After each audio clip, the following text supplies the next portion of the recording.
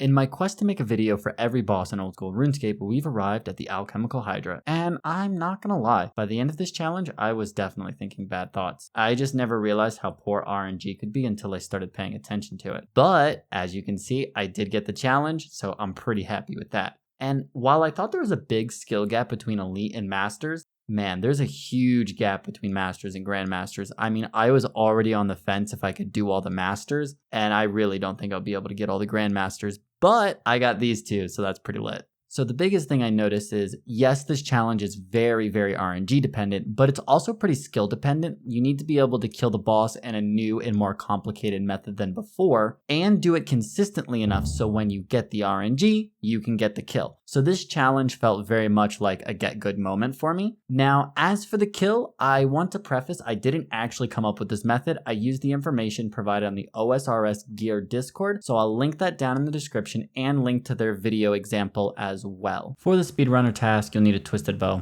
obviously, and your best in select gear to match. So, Arma, Assembler, Anguish, Barrow's gloves, Peggy's, the whole 9 yards. For the ring, you're going to be using a Ring of Suffering for that recoil effect, so make sure it's charged. So if you're struggling to get this challenge with the Dragon Hunter crossbow, obviously the Master run, not the Grandmaster, then this method will also work with that in conjunction. However, for the inventory, it's a bit more complicated, taking an 8-way swap with Dragon Claws, a Blowpipe, 3 to 4 Prayer Pots, Super Combat, Divine Bastion, 6 Anglers, Rada's Blessing for the Hydra teleport, House Tabs, or just use Max Cape if you've got it, Runes for Vengeance, Swap, Book, and the runes necessary to cast Thralls. So that's Bloods, Deaths, Astrals, Comics, Earth, and Laws. And I found an average trip length lasted roughly 2 to 4 kills, depending on RNG and just overall me not being super great at the game. Now, when banking, I pre-pot a Divine Bastion sip and an Antidote ++. Then I do a Summer's Pie for the 88 agility shortcut on the way, so I don't have to run through the little Hydras. And then I go back up to 121 health with the Anglers. This helps save on some inventory space and damage overall with the Vengeance and everything. This brings us to the map, and it took me several runs to get comfortable with it, but now that I've done it a few times, I much prefer this method to the standard way and will likely continue doing it from this way forward with any Hydra task that I get. The only notable things here are tiles 3 and 6. Their placements don't actually matter all that much, and they're not in the other gear Discord video. I simply have them marked as a general reminder to attack at some point before arriving to the next tile, as the distance between 2 and 4 and then 5 and 7 is greater than 4 ticks, so it'd be wasting a couple of seconds not to shoot between them. So if you want, you can mark them there, anywhere, not at all. That's just my preference.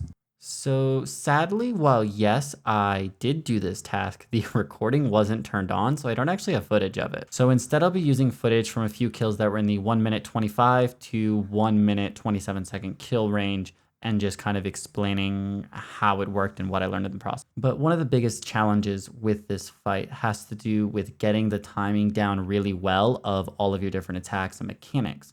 So keep in mind, with a minute and 120, your T-bow attacks every 4 seconds. So every attack is 2.4 seconds, which really makes a difference on a challenge of 120. For example, my PB was 1 minute 17 seconds, like 0.40 or something. So that's a difference of an attack and a half with the T-bow. So you really need to practice getting the timing down really well with most of the mechanics to a pretty decent degree. The hardest part of this challenge was definitely the 8 gear swap with the Dragon Claws. Again, I'm just really not that good at swaps, and I considered for a while going down to a 6-way swap, but after getting a couple of hits doing 4 zeros with the claws, I figured it would be better to just work on gear swaps in order to maximize DPS potentials. So if there's anything that this shows, it's while I'm not actually good, I still managed to do it. And hey, so, that's a good sign. And I'm pretty happy that I was able to do it. And so for a while, I'd actually just practice gear swaps bank standing, both with clicking and actually changing gear, and then also just moving my mouse over the gear and work on it that way. I also played around a lot with the DPI settings on my mouse in order to focus on minimizing misclicks. Now, on the topic of Dragon Claws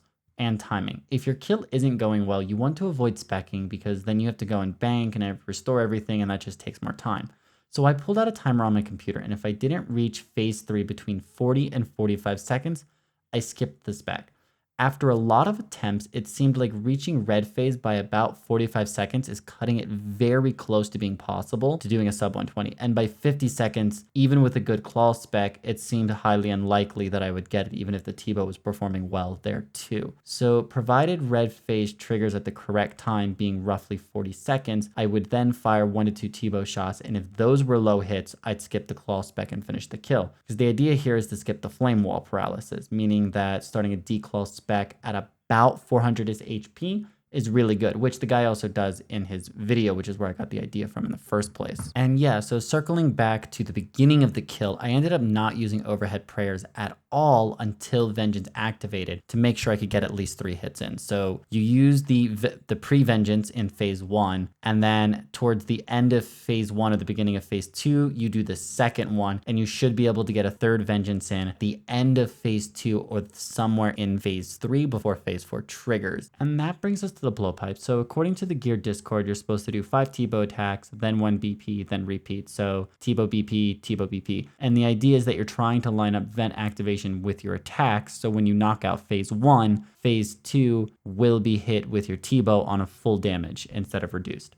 And at first it sounded super complicated just looking at it and reading it, but turns out it actually wasn't that bad. And if I messed up, for example, and knocked out Hydra on phase 1 while the vent was currently activated, I would do 2 blowpipe standard attacks at reduced damage, and then the third attack with a T-bow at full damage. However, lining it up properly really wasn't that difficult, but if I was feeling unsure about it, I would just swap back to the blowpipe at the beginning of the phase for 1 attack, and then if it was reduced or full, I would be okay, because then I would just swap right back to the T-bow. And I'm pretty sure that's how I ended up doing it with my 117. So it seems complicated, but if you play around with it, it's really not that bad, and you can get a feel for it after just a few kills. Now in phase 4, they have a method to line up vent activation according to when you kill Hydra in phase 4. And I never practiced with that, but it might be beneficial to do it because if you kill Hydra at an odd time, it could take 8 ticks or 2 T-bow attacks before Hydra's weakened at the start. So yeah, but overall it just didn't seem like enough of an issue to focus on with everything else that I was worrying about. But that said, if you stick to their advice, it will on average speed up your kills. And that's really all I've got for this one. I hope the breakdown explanation helped a little bit. I certainly learned a lot doing this task. It was a bit frustrating, but overall I'm glad that I was able to do it. And here I'll show a full kill of what it's like, but I'll just go ahead and cue the music for you guys and then we're done.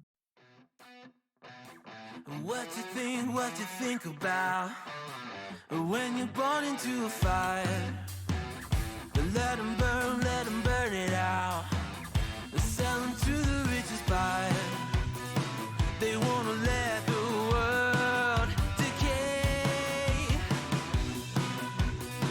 They tell us lies and fade away, fade away. We feel betrayed. We were raised to lose the race. Wake at the back of the pack, kill it anyway. Listen up now, because we're never dropping out. Beat the odds, beat the big house.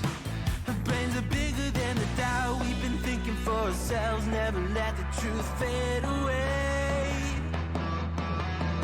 This is bigger than ourselves, we won't let the world burn